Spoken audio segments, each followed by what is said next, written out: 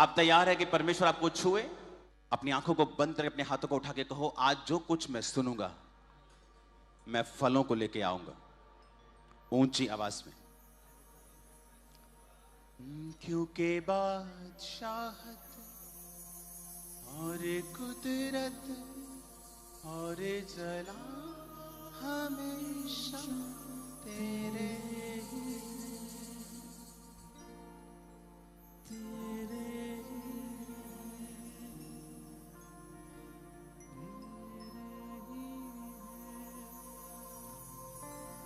Hallelujah.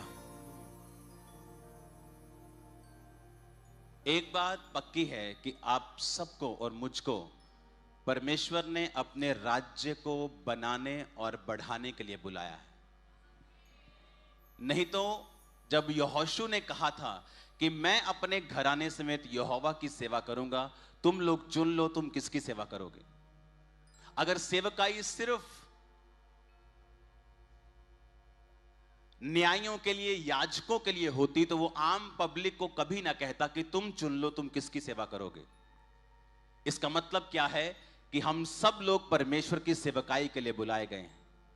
इसका सबूत है द लॉर्ड्स प्रेयर में, जब परमेश्वर ने कहा था, सब हम जानते हैं लॉर्ड्स प्रेयर, आप कैथोलिक हो, आप CNI से हो, आप किसी भी मिशन से हो, यह प्रार्थना हम सब लोग जानते हैं कि परमेश्वर को कहा मैं प्रार्थना करना सीखा। और बहुत से लोगों को लगता है कि यह प्रार्थना है, जबकि यह प्रार्थना नहीं है।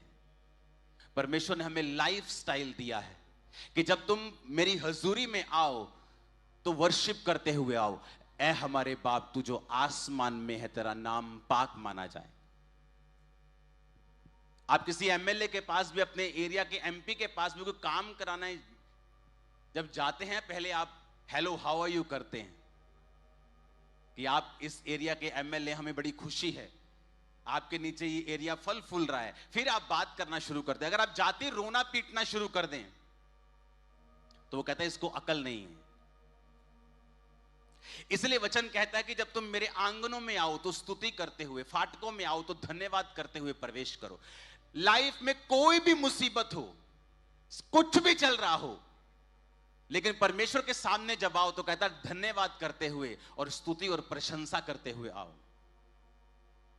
कि जिस परमेश्वर ने आपको 10 साल पहले छुड़ाया था, अगर आप उस फिर किसी बैड कंडीशन में हैं, परमेश्वर आपको अब भी छुड़ाएगा और बल्कि ज्यादा छुड़ाएगा।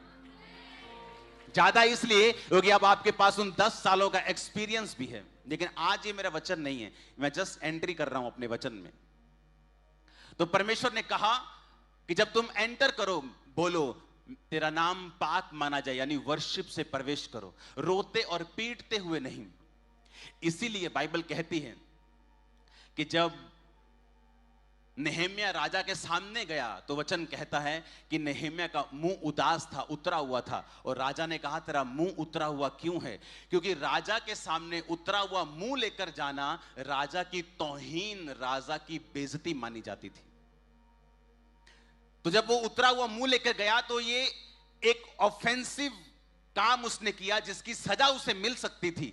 और आज विश्वासी जब परमेश्वर के सामने जाते हैं, कुछ तो गालियां निकालते हुए भी जाते हैं कि तेनू पता नहीं प्रभु, तेनू पता नहींगा मैं बीमार हाँ, तेनू पता नहींगा मेरा बच्चा कितना मुश्किल दे, तेनू पता नहींगा मेरे बच्चा नहीं हो रहा, तेनू पता नहीं तू सुनता क्यों नहीं।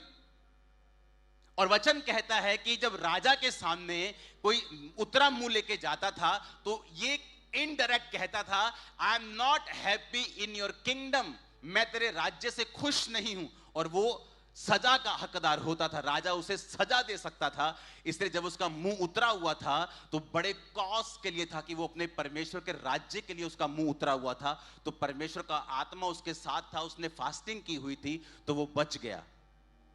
और आज अगर विश्वासी परमेश्वर के सामने जाता है उतरा हुआ मुंह लेके, चर्च में एंटर करता है लड़ाई का मूड लेके, पास्टर से लड़ना है आज, वॉलंटियर से फाइट करनी है आज, और आप सोचते हैं कि परमेश्वर हमारी सुनेगा, कैसे? वचन कहता है वचन के बीच में से हम जब उसको पुकारेंगे वो हमारी सुनेगा, वो वचन को रद्द नहीं सकता है।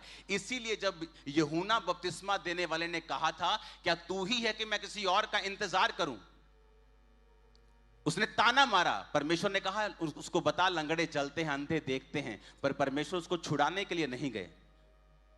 और पौलुस और सिलास जो बंधे हुए थे, काठ में लकड़ में पैर ठोके हुए कीलों के साथ, और वर्शिप कर रहे हैं, पिता तू महान है, तू सर्वशक्तिमान है, बिना कंप्लेंट के उसी रात परमेश्वर उनको छुड़ाता है, नींव हिलाकर बंदी गृह की उन्हें आजाद कर देता है।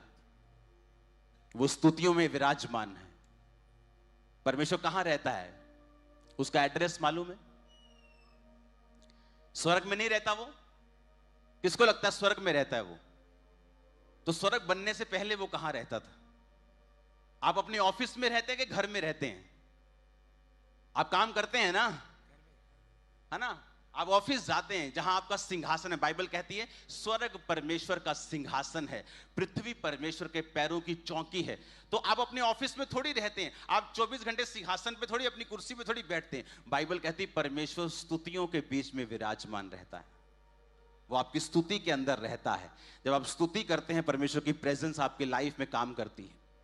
और स्तुति करने के लिए लाइट हार्ट चाहिए आपको, ऐसा हृदय जो माफ कर दे, ऐसा हृदय जो व्यभिचार से भरा हुआ ना हो, ऐसा हृदय जो परमेश्वर के साथ जुड़ा हुआ हो। तो जब आप स्तुति करते हैं, वो आपकी स्तुति में विराजमान होता है। आप स्तुति के बीच में परमेश्वर के सामने प्रार्थना लेके जाते हैं, वो आपको छुड़ाता है और ऊंचे पर बिठाता है, वचन कहता है। और वो आपको ऊंचे पर बिठाने के लिए जा रहा है। आमीन। मेरे को खड़कने वाला चाहिए जरा। Hallelujah, hallelujah. बाहर आके मेरे को थोड़ा अजीब सा लगता है, क्योंकि वॉलंटियर्स मेरे 5000 है खामरा में। जो मैं यहां आता हूं, इतने से लोगों को देता हूं, मैं ये तो मेरे वॉलंटियर्स से भी कम है। लेकिन वचन देना जरूरी है, चाहे वो 2 लोग क्यों ना हो, चाहे वो 10 क्यों ना हो। आमीन। तो परमेश्वर ने क्या कहा? हे हमारे बाप, तू जो आसमान में, तेरा नाम पाक माना जाए। फिर दूसरा वो कहता तेरा राज्य आए। इसका मतलब परमेश्वर की ये इच्छा है कि मैं ये प्रार्थना करूं कि पिता तेरा राज्य आए नीचे धरती के ऊपर। इसका मतलब मुझे सिर्फ प्रार्थना ही नहीं करनी है, अपनी जिंदगी को वैसा बनाना भी है कि मैं परमेश्वर के राज्य को नीचे लेके आ सकूं। आमीन। अब परमेश्वर के राज्य को कैसे हम ला सकते हैं? हम एक पोजीशन पे नहीं हैं। मैं अलग पोजीशन में हूं, आप अलग पोजीशन पे हैं, एक बिजनेसमैन अलग पोजीशन पे है, एक डॉक्टर अलग पोजीशन पे है। लेकिन परमेश्वर ने हमें एक ही प्रार्थना दी है, और वो है तेरा राज्य आए। यानी हम सब मिलके उस एक राज्य के लिए प्रार्थना कर सकते हैं और काम कर सकते हैं। जो परमेश्वर के राज्य के लिए काम करने वाले लोग हैं, खास तौर पे जिन पे बुलाहट है, पास्टर की, टीचर की, अपोस्टल्स की, कोई नाम ले लो। बाइबल कहती है, परमेश्वर यहोजकेल 1 उसकी 1 से लेके 3 आयत तक कहता है। जब आप यहोजकेल की पुस्तक पढ़ते हैं तो वचन कहता है कि यहोजकेल जो था वो एक तट पे बैठा था। 30वें वर्ष के 4थे महीने के 5वें दिन मैं बंदियों के बीच कबार नदी के तट पर था। तब स्वर्ग खुल गया और मैंने परमेश्वर के दर्शन पाए। यहोयाकीम राजा की बंधुआई के 5वें वर्ष के 4थे महीने के 5वें दिन को कसदियों के देश में कबार नदी के तट पर यहोवा का वचन बूजी के पुत्र यहोजकेल याजक के पास पहुंचा, और यहोवा की शक्ति उस पर प्रकट हुई। और वचन कहता है यहोजकेल के पास वचन पहुंचा। कब पहुंचा? जब वो बंदियों के बीच में था, नदी के तट पर था, किसी सिंहासन पर नहीं बैठा था, किसी कंफर्टेबल कुर्सी पे नहीं बैठा था। परमेश्वर के साथ वफादार होने के बावजूद भी उन्हीं बंदियों के बीच में था जिनको बंदी बना लिया गया था। उसकी कंडीशन और एक पापी की कंडीशन में कोई फर्क नहीं था। जब आपके एरिया में अकाल पड़ता है तो वहां धर्मी पर भी वो पड़ता है। लेकिन वचन कहता है उस अकाल के समय में यहोजकेल परमेश्वर के साथ वफादार था, और परमेश्वर की शक्ति उस पर हुई, और उसने वो दर्शन पाए जो बाइबल में पहले कभी जिक्र नहीं किया गया। जिस दिन आपको सफरिंग्स की पावर समझ आ जाएगी कि there is power in sufferings, तब आप यीशु मसीह के लिए सफर करने में, सताए जाने में आनंदित होना शुरू कर देंगे, क्योंकि वैसी पावर भी परमेश्वर आपको देगा जो यहोशकल को उसने दी थी। लेकिन वचन क्या कहता है? कहता आजकल सफरिंग्स को, परीक्षाओं को आनंद की बात नहीं समझा जाता। जब लोग मसीह के कारण तुम्हारा नाम काटेंगे, रिश्तेदार तुम्हें सताएंगे, मसीह के नाम के कारण तुम्हारी सरकार तुम्हें सताएगी, कहता आजकल की ताड़ना दुख की बात दिखाई देती है, पर यह तुम्हारी पावर है, तुम्हारी पावर है, ये तुम्हारा फ्यूल है, ये यूरेनियम है जो तुम्हें परमाणु बम की तरह बना देगा। मैं आपको बता रहा हूं, सफरिंग्स क्राइस्ट के लिए, उसका राज्य कैसे आएगा? अगर आप सेवक हैं तो सफर करना सीखें। यीशु मसीह के नाम के लिए सताए जाते हैं तो आनंद मनाएं। किसी के पास वचन नहीं पहुंचा, सब कबार नदी के तट पे बैठे हैं, लेकिन वचन उसी के पास पहुंचा जो परमेश्वर के साथ वफादार था। और मेरी भविष्यवाणी है और प्रार्थना है, आपके घरों से बच्चे निकलें, आपके घरों से आप लोग निकलें जो खुदा के वचन को पाएं और इस्तेमाल किए जाएं। आमीन। ऊंचे वाला चाहिए चर्च। हालेलुया।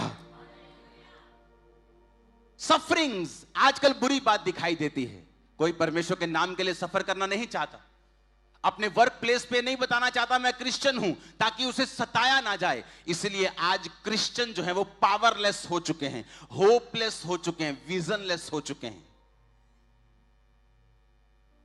अपने आप के अंदर एक, पंजाबी कहते चाती मारो जरा अंदर। पिछले 6 महीने में कितनी रूहें बचाई हैं तुम लोगों ने? पिछले 6 महीने में कितने लोगों को क्राइस्ट में तुमने प्रॉपरली लाया है? यीशु मसीह तक तुम लाए हो पिछले 6 महीने। मैं ये कर रहा हूं, मैं वो न, मैं ये बात नहीं कर रहा हूं। ऊपर ये नहीं पूछेंगे, मैंने ये पूछेंगे ठीक है अच्छा काम किया, कुछ को खिलाया पिलाया, कुछ कर दिया, अच्छा, लेकिन कितनी रूहें तुमने बचाई हैं पिछले 6 महीने में? है याद किसी को? पिछले 6 महीने में हमने कितने लोगों को क्राइस्ट तक लीड किया है? और हम प्रार्थना भूल गए हैं जो परमेश्वर ने कहा था तेरा राज्य आए। क्योंकि पहले तो कोई यहोशकल के जैसा मिलता नहीं है, ऐसा विश्वासी, ऐसा पास्टर, ऐसा सेवक जो क्राइस्ट के लिए सफर करने में खुशी मनाता हो। कबार नदी के तट पर सब बंधुए बैठे हैं। आजकल का विश्वासी होता तो सोचता यार मैं प्रार्थना भी करता हूं, टाइट भी देता हूं, मैं भी नदी के तट पे बैठा हूं, यार ये भी नदी के तट पे बैठे हैं, ये पापी हैं, ये सब कुछ खाते पीते, लड़कियों के साथ सोते भी, मैं भी यार परमेश्वर के वचन में रहता हूं। हालत हम सबकी सेम है, तो क्या फायदा हुआ मुझे परमेश्वर के साथ चलने में? लेकिन एक समय आता है जब परमेश्वर अलग अलग करता है और ऐसे दर्शन देता है, ऐसी ग्रेस देता है जो फिर ढूंढी नहीं जाएगी किसी और दूसरे में, जो आज आपकी लाइफ के ऊपर एंटर कर रही है। और आमीन ऊंचे वाला चाहिए चर्च। हालेलुया। तेरा राज्य आए, परमेश्वर ने कहा। क्या कहा? तेरा राज्य आए। कैसे आएगा? अगर हम सफर नहीं करेंगे तो, अगर क्राइस्ट के लिए सफरिंग्स को हम नहीं अपनाएंगे तो। फिलिपियों 1 उसकी 29 आयत में लिखा है, क्योंकि मसीह के कारण तुम पर यह अनुग्रह हुआ है, ना केवल उस पर विश्वास करो परंतु उसके लिए दुख भी उठाओ। For unto you it is given in the behalf of Christ not only to believe on him but also to suffer for his sake। कहता उसके लिए दुख भी उठाओ। आज हम दुख उठाने के लिए तैयार नहीं है। क्यों? क्योंकि मुझे 2 साल हो गए थे सेवा करते और मैं हील नहीं हुआ, तो मैं तो ये शर्मिंदगी नहीं लूंगा भाई। अगर कोई मुझसे पूछ लेगा कि भाई तू तो हील हुआ नहीं, तो लोगों को हील कर रहा है, मैं ये दुख उठाने के लिए, बेइज्जती उठाने के लिए तैयार नहीं। प्रभु पहले तू मुझे हील कर, तभी मैं लोगों को सेवा करूंगा। इसका मतलब आप क्राइस्ट के लिए दुख उठाने के लिए तैयार बिल्कुल भी नहीं है, ना ही आप उस मस्से के हकदार हैं जो परमेश्वर अपने विश्वासियों को और अपने ईमानदार लोगों को देना चाहता है। कहता उसके लिए दुख उठाओ, लेकिन दुख उठाने के लिए हम तैयार नहीं हैं। पहला पतरस 4 उसकी 12 में लिखा है, हे प्रियो, जो दुख रूपी अग्नि तुम्हें परखने के लिए तुम में भड़की है, इससे ये समझकर अचंभा ना करो कोई अनोखी बात तुम पर बीत रही है। जैसे जैसे मसीह के दुखों में तुम सहभागी होते हो, आनंद करो, जिससे उसकी महिमा के प्रकट होते समय भी तुम आनंदित और मगन हो। यदि मसीह के नाम के लिए तुम्हारी निंदा होती है तो तुम धन्य हो, क्योंकि मसीह का आत्मा जो परमेश्वर का आत्मा है तुम पे छाया करता है। प्रेरितों के काम 14 उसकी 22 आयत में लिखा है, और चेलों मन को स्थिर करते रहे। चेले लोगों के मनों को स्थिर करते हुए उपदेश देते थे कि विश्वास में बने रहो, और ये कहते थे हमें बड़े क्लेश उठाकर परमेश्वर के राज्य में प्रवेश करना होगा। सब बोलो आमीन। रोमियो 8 उसकी 18 आयत में लिखा है, क्योंकि मैं समझता हूं कि इस समय के दुख और क्लेश उस महिमा के सामने जो हम पर प्रकट होने वाली है कुछ भी नहीं है। अपने पड़ोसी को बोलो, जो दुख और क्लेश तुम पर बीत रहे हैं ये कुछ भी नहीं है तेरी गवाही के सामने जो तेरे जीवन में आने वाली है। आपने अपने पड़ोसी के लिए प्रोफेटिक वर्ड दिया है, प्रोफेसी की है कि वो एक बड़ी गवाही के साथ वापस आएगा और कलेशों में ठहरा रहेगा, और उस प्रोफेसी के ऊपर मैं आमीन बोलता हूं यीशु मसीह के सामर्थी नाम में। Hallelujah, hallelujah. यानी ऐसे विश्वासी चाहिए जो परमेश्वर के लिए सफर करने के लिए तैयार हों। हिंदी वाला सफर नहीं, इंग्लिश वाला सफर। दुख उठाने के लिए वो तैयार हैं परमेश्वर के लिए। लेकिन बाइबल कहती है आजकल दुख उठाना आनंद की नहीं बल्कि दुख की बात समझी जाती है। अलीशिबा बुढ़ापे में होने के बावजूद भी दोनों परमेश्वर के घर में थे। जब चिट्ठी निकली कि तेरा पति आज अंदर जाके धूप जलाएगा, वो क्या कर रहे थे वहां? बूढ़े होने के बावजूद बच्चा नहीं, छोड़ो यार, पार्टी में चलते हैं, अपने रिश्तेदारों के पास चलते, काम बहुत है, बच्चा नहीं, चर्च में जाएंगे, कोई पूछेगा बेबी नहीं हुआ अभी तक, तो बूढ़े हो गए तुम लोग, शायद तुमने कोई पाप किया होगा। लेकिन वचन कहता है वो तब भी परमेश्वर के घर से इतना जुड़े हुए थे, इतना अटैच्ड थे कि वो परमेश्वर के घर में थे सेवा करने के लिए। जब इंडियंस, हम पाकिस्तानी, हम एशियन लोग इंडिया में होते हैं, गरीबी में भी चर्च जाना नहीं भूलते, लड़ते हैं हम अपने मालिक, अपने बॉस से, अरे भाई मुझे चर्च जाना है संडे। वह जैसे ऑस्ट्रेलिया और न्यूजीलैंड में आते हैं, 2-2 दिहाड़ियां करते और संडे चर्च नहीं जाते। आपको लगता है परमेश्वर हैप्पी है आपसे, वो खुश है आपसे, क्योंकि आपको इंस्टॉलमेंट्स देनी है। पहले तो कोई इंस्टॉलमेंट नहीं थी आपकी। इंडिया में थे आप 5,000, 10, 15, 20, 25,000 में भी आप खुश थे। यहां आप 4 लाख में भी आप खुश नहीं हैं, क्योंकि ये शैतान का छलावा है। प्रथम स्थान पे परमेश्वर है। गाड़ी छोटी कर लो लेकिन परमेश्वर में आत्मिक जिंदगी बड़ी कर लो, आनंदित रहोगे तुम लोग, नो प्रॉब्लम। अगर खुदा के लिए सफर नहीं करेंगे, ये बात सोचिए कि चर्च में मुझे किसी ने कुछ कह दिया, अब मैं चर्च में नहीं जाऊंगा, तो बहुत से लोग अपना मिरेकल गवा बैठते हैं। लेकिन वो आदमी अभी भी चर्च में है, कहता अच्छा मेरे नाम की चिट्ठी निकली, आनंदित है, सोच नहीं रहा कि मेरे बेबी नहीं हुआ, और अंदर जाके परमेश्वर की रीति रिवाज कर रहा है। और दूत कहता है कि अब तेरी प्रार्थना सुन ली गई है, अब तेरी वाइफ जो बांझ है, जो बुढ़ापे में पुत्र जनेगी, और वो परमेश्वर के रास्तों को साफ करेगा। क्योंकि ऐसा बेटा जो कभी दुनिया में नहीं हुआ, हम इंतजार कर रहे थे कि ऐसा कौन सा पक्का विश्वासी हो जिसकी झोली में ये डाला जाए, और तू ही हो, तुम ही हो, तुम्हारी पत्नी है, जिसको हम ये बेटा देंगे जो यूहन्ना बपतिस्मा दाता बनेगा और परमेश्वर के रास्तों को साफ करेगा। आज हम घबरा जाते हैं, 2 साल हमारी प्रार्थना ना सुनी जाए, 4 साल हमारी प्रार्थना ना सुनी जाए। आपको क्राइस्ट के लिए सफर अगर आप करने के लिए तैयार हैं, आपका नाम सुनहरे अक्षरों में आसमान में होगा, स्पेशल प्लेस होगा आपका हेवन में और नीचे भी। आमीन, ऊंचा चाहिए चर्च। कैसे नेहम्याह ने परमेश्वर के राज्य को बनाया? बाइबल कहती जब उसे मालूम हुआ कि मेरे यरूशलेम, मेरे खुदा के शहर की धज्जियां उड़ी हुई हैं, वहां पे क्या हो रहा है, शहर पना जली हुई, फाटक टूटे हुए हैं, सब कुछ जला हुआ है, दीवार गिरी हुई है, फाटक जले हुए हैं। बाइबल कहती वो उदास हो गया, और वचन कहता है उसने राजा के सामने जाके प्रार्थना की। पहले परमेश्वर के सामने जाके प्रार्थना की, फिर राजा के सामने जाके रिक्वेस्ट की मुझे वहां जाना है। वहां गया, आपको क्या लगता है कि फाइनेंस की कमी थी वहां पे? एक शहर की ग्लोरी मिस थी। एक शहर की ग्लोरी कैसे होती है? बॉर्डर से। बॉर्डर क्या था? शहरपना। दीवार क्या थी? वो टूटी हुई। फाटकों से, जले हुए फाटक थे। परमेश्वर के शहर की ग्लोरी जीरो थी। किसी को कोई दुख, आपको लगता है फाइनेंस की वजह से था? अगर आप अपनी बाइबल को पढ़ें तो नेहेम्या के समय में बड़े रिच यहूदी लोग थे, वेरी रिच, जो अपने फाइनेंस को, अपने पैसों को ब्याज पर देते थे और बड़े बड़े बिजनेस करते थे, लेकिन कोई भी रिस्क लेने के लिए तैयार नहीं था, because everybody was busy in their own business, कि हमारे बिजनेस को कुछ हो ना जाए, सरकार के खिलाफ कुछ कहेंगे, मेरे बिजनेस को कुछ हो ना जाए। और परमेश्वर का राज्य सफर कर रहा था। तो नेहेम्या ने अपनी कुर्सी की परवाह नहीं की, ऊंची पोजीशन पे था, राजा का प्याऊ था। प्याऊ वही होता है जिसको पूरा, राजे को पूरा विश्वास हो कि ये आदमी 10 करोड़ लेके भी 15 करोड़ की रिश्वत ऑफर करे, मुझे खाने में जहर नहीं देगा, इतना वो पक्का होता है। और उसकी सैलरी बहुत बिग होती है, क्योंकि इतनी सैलरी वो दे देते हैं कि वो बंदा सोचे अगर कोई मुझे रिश्वत देता है राजे को जहर देके मारने की, तो उसकी सैलरी इतनी हो कि वो न्यूट्रलाइज हो जाए कि यार मेरी इतनी सैलरी है, मैं राजे के साथ वफादार रहूंगा, मुझे क्या जरूरत है तुम्हारे पैसे लेने की। इतनी हाई सैलरी उसने रिस्क पे लगा के, अपनी जॉब को रिस्क पे लगाया और कहा मैं जाऊंगा और वहां जाके परमेश्वर के सारे काम को करूंगा।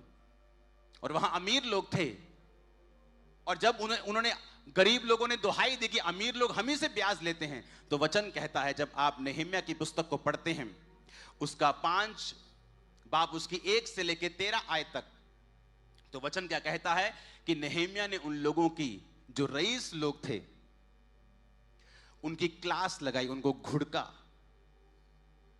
और जब उनको घुड़का, जब आप इस वचन को पढ़ेंगे तो बाइबल कहती है जो रईस लोग थे उन्होंने अपनी गलती को माना कि हमने अपने पैसों को, अपने रुतबे को परमेश्वर के राज्य को बनाने के लिए इस्तेमाल नहीं किया। उसने शपथ दिलाई कि अब तुम ऐसा नहीं करोगे, और वचन कहता है उसने कपड़े की छोर लेकर झाड़ा और कहा अगर तुम इस वचन से मुकरे तो परमेश्वर तुम्हारा सब कुछ, तुम्हारा घर और कमाई छुड़ा देगा और झाड़ा जाएगा और तुम खाली हो जाओगे और छूछे हो जाओगे। और सभी ने आमीन कहा। रईस लोग तैयार थे अब सफर करने के लिए कि ठीक है, सरकार के खिलाफ होना पड़ता है, हम होने के लिए तैयार हैं, पैसा हम अपने भाइयों को ब्याज पे नहीं देंगे, हम सुधर जाएंगे। और वचन कहता है जब उन्होंने ऐसा किया, दूसरे लोगों ने मिलकर, नेहेम्या ने मिलकर शहरपना और पूरी दीवार को और पूरे फाटकों को बनाया और परमेश्वर के घर की महिमा को फिर से रिस्टोर किया। आज परमेश्वर का राज्य कैसे बन सकता है अगर विश्वासी अपना काम ना करे? तो अगर एक अमीर अपना काम ना करे, अगर रईस अपना काम ना करे, अगर एक पास्टर अपना काम ना करे, एक प्रेरित अपना काम ना करे, अगर हम सब अपना अपना काम करेंगे तो परमेश्वर का राज्य निकट है, आप उसको स्थापित होता हुआ देखेंगे यीशु मसीह के नाम में। कभी अभी पंजाब और इंडिया में आओ तो मालूम होगा कि होलसेल में लोग बच रहे हैं। हालेलुया। क्योंकि अगर हर व्यक्ति अपना अपना काम करेगा तो परमेश्वर का राज्य सफर नहीं करेगा। और उसने क्या कहा? हे हमारे बाप तू जो आसमान में है, तेरा नाम पाक माना जाए, तेरा राज्य आए। कैसे आएगा राज्य? एक अमीर अपना काम नहीं करेगा, एक पास्टर अपना काम नहीं करेगा, विश्वासी अपना काम नहीं करेगा। वचन कहता है नेहेम्या जब उस मंडली में आता था तो सब गवैये, सब गाने वाले, बजाने वाले, काम करने वाले परमेश्वर के घर में सबको बुलाता था, सब लोगों का टाइट उन्हीं में बांटता था, क्योंकि उसको पैसे की कमी नहीं थी। लेकिन जब नेहेम्या चला जाता था तो सब लोग तितर बितर हो जाते थे, किसी को तनख्वाह नहीं मिलती थी, कोई गवैये को पैसे नहीं मिलते थे, सब अपना अपना काम करने चले जाते थे, क्योंकि एक व्यक्ति ने बोझ नहीं उठाया और सब लोग तितर बितर हो गए। जब एक व्यक्ति बोझ उठाता है तो परमेश्वर के राज्य में बड़ा काम करता है। आप ये मत समझे कि मैं नहीं करूंगा, कोई बात नहीं, लेकिन परमेश्वर उसका लेखा लेता है। अगर हम हर एक जन अपना अपना काम करेंगे, वो आपको बेस्ट देगा जो आपको चाहिए। उसने याजकों को बोला, उसने सेवकों को बोला कि मैं तुम्हें बेस्ट दाख दूंगा, बेस्ट तेल दूंगा, बेस्ट पत्नी दूंगा, बेस्ट पति दूंगा। अगर आप परमेश्वर की सेवकाई में हैं, कुछ भी एक्सपेक्ट ना करें, सिर्फ बेस्ट ही बेस्ट आपका और आपके परिवार का और आपके फाइनेंस का और बिजनेस का और कैरियर का हिस्सा है। आमीन खड़कने वाला चाहिए, शैतान के कानों में भी जाना चाहिए। हालेलुया।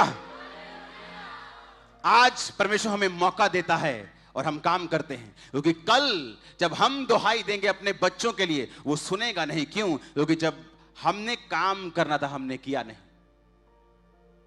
इसलिए हिजकिय्याह नबी परमेश्वर के सामने गया और कहा, प्रभु मैं नहीं मरना चाहता हूं। प्रभु कहता, नहीं, तेरी उम्र पूरी हो चुकी है। कहता, प्रभु मेरे पास्ट को देख, मैंने क्या क्या किया। उसने अपना पास्ट गिनाया, अपने कामों को गिनाया जो खुदा के लिए उसने किए। परमेश्वर ने कहा, ठीक है, मैं तेरी प्रार्थना को सुनता हूं, तेरी उम्र को 15 साल और बढ़ाता हूं। हमारा पास्ट क्या है? कितनी चुगलियां हमने की हैं, ये कितनी सिगरेट पी हैं, ये कितने नशे किए हैं, या कितना हम परमेश्वर के घर से दूर रहे हैं, कितने संडे हमने मिस। हमें लगता है संडे मिस करना बहुत छोटी बात है, ए वेरी स्मॉल थिंग। पर वचन कहता है तुम परमेश्वर के घर में रोपे जाओगे, बोए जाओगे, बढ़ाए जाओगे। वो कोई भी घर हो, जीवित होना चाहिए। हालेलुया। अगर हम इन वचनों पे नहीं चलेंगे तो कल हम परमेश्वर को नहीं कह सकते कि तूने मेरी लाइफ में ऐसा क्यों नहीं किया, या why I am like this. Hallelujah. मेरा बिलीव है आज से आप परमेश्वर के राज्य को बिल्ड करेंगे, अपने परिवार को भी इस काम में लगाएंगे।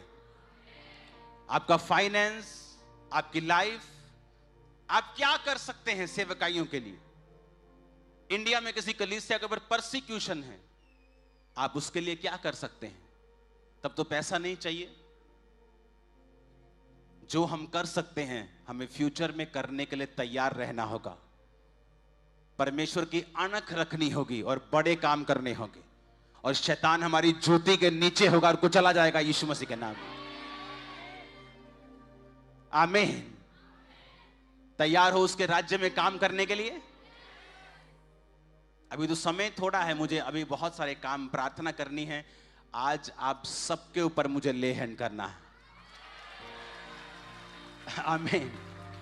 तो नहीं तो मैं आपको वचन आगे देता कि हे हमारे बाप जो आसमान में तेरा नाम पाक माने, तेरा राज्य आया ना। आगे क्या है, उसका मतलब क्या है? वो सिंपल प्रेयर नहीं है, वो एक लाइफ स्टाइल है जो परमेश्वर हमें अपनाने के लिए कहता है। बोलने से उसका राज्य नहीं आएगा।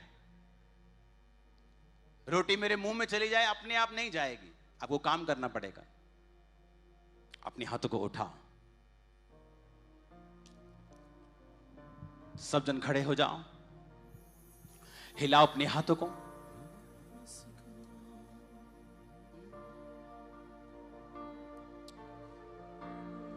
और सब लोग अपने हाथों को हिलाकर उठाकर खुदा से कहेंगे, प्रभु आज मैं वायदा करता हूं कि तेरे राज्य में मैं काम आऊंगा।